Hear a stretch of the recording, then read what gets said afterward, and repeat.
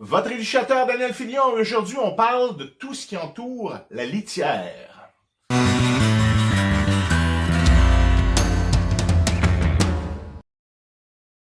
Pour que notre chat apprécie d'aller à la litière et qu'on ne se retrouve pas avec des problèmes d'élimination inappropriés, il y a 4 critères à regarder. Garde tes coups, regarde la caméra, regarde. Privilégiez les litières qui n'ont pas de couvercle, parce que la majorité des litières couvertes sur le marché sont beaucoup trop petites et les chats peuvent se sentir coincés à l'intérieur. Vous aimez ça, aller faire vos besoins dans une toilette d'avion?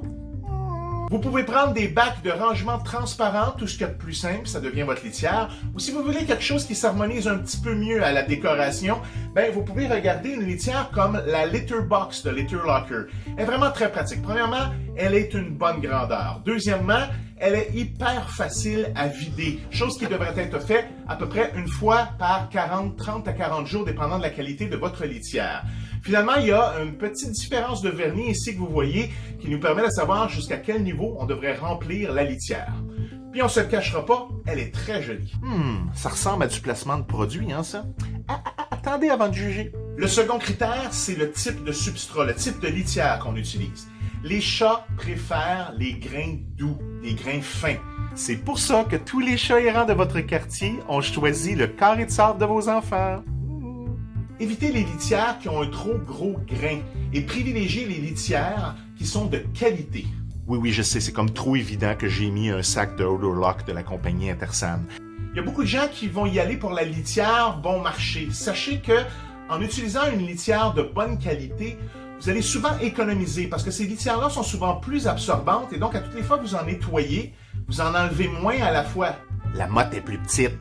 Donc, vous économisez parce que votre sac vous dure plus longtemps. Le troisième critère, c'est le nombre de litières. Vous devez avoir une litière de plus que le nombre de chats. Comme les études ont démontré que le facteur numéro 1 pour le chat est la propreté de la litière, le nombre qu'on vient de vous donner sert simplement à s'assurer que le chat va avoir accès à une litière propre en tout temps. Et vous devez nettoyer la litière au moins une fois par jour. Un petit truc pour vous aider à faire la litière plus souvent, c'est d'avoir une poubelle juste à côté de la litière parce que quand c'est rapide, on peut le faire plus souvent. Oui, je sais, c'est comme trop évident que je viens de faire un autre placement de produit d'un de nos partenaires. Mais oubliez pas une chose, c'est que sans eux, je pourrais pas vous faire une capsule comme celle-là parce que j'en aurais pas les moyens.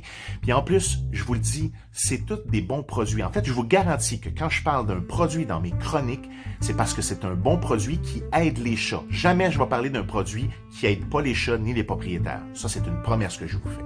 Le quatrième critère, c'est l'emplacement de la litière. C'est très important parce qu'il y a beaucoup de chats qui doivent se sentir en sécurité quand ils vont à la litière. Faut pas non plus que la litière soit placée complètement à l'autre bout de la maison, hors des champs d'activité du chat. Faut que ça soit quelque part entre les deux. On évite donc les sous-sols, au bout du couloir, sur le ciment frais, dans le garde-robe, à côté de la fournaise. Il y a beaucoup de gens qui vont cacher la litière parce que, un, ils trouvent que ça sente mauvais et deuxièmement, parce qu'ils veulent pas marcher dans les grains de litière. Vous devez savoir que si vous achetez une litière de qualité supérieure, c'est beaucoup plus efficace pour contrôler les odeurs. Pour ce qui est de marcher dans les grains de litière, ça vaut la peine des fois d'avoir un petit tapis comme ça à l'entrée de la litière. Cependant, faites attention, il faut que le tapis soit confortable pour le chat. Tu sais, quand le tapis ressemble à un tapis à clous, ce petit tapis-là de Litter Locker est très très bien fait. Il retient bien les grains et surtout, on peut le replier comme ça. Les grains tombent tous vers le centre et on peut le revider dans la litière. regarde la caméra, regarde. Les problèmes de litière sont les principaux problèmes pour lesquels on nous appelle chez Éducateur. Sachez que, en appliquant simplement les conseils qu'on vient de vous donner, vous allez régler une majorité de ce genre de problèmes-là.